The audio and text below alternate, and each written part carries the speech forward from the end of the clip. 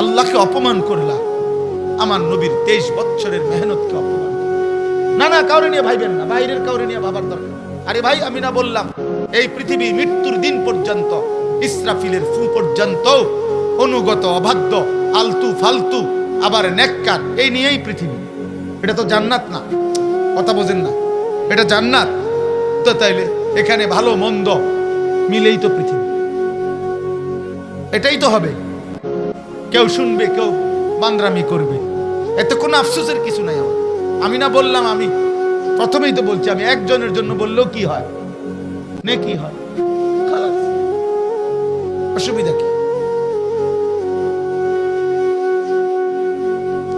এই জন্য আমরা প্রত্যেকে হিসাব মিলাই। দুনিয়া মিলাইলে হবে না, আখিরাত মিলাইতে হবে, আখিরাত মিলাইতে হবে। এই দুইটা আয়াতের এবার তর্জমা বলি, তাহলে আমার কথা শেষ।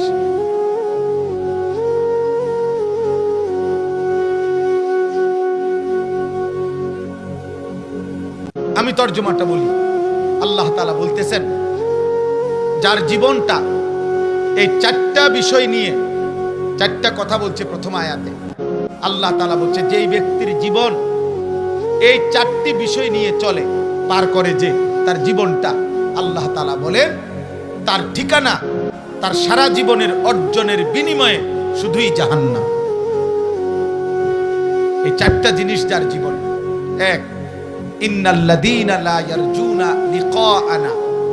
আল্লাহ তাআলা বলেন, জীবন চলার পথে যার আচরণ দ্বারা, চলাফেরার দ্বারা বোঝা যায় যে সে মূলত আল্লাহর সাক্ষাৎ, জান্নাত চায় না, চায় না। যার আচরণ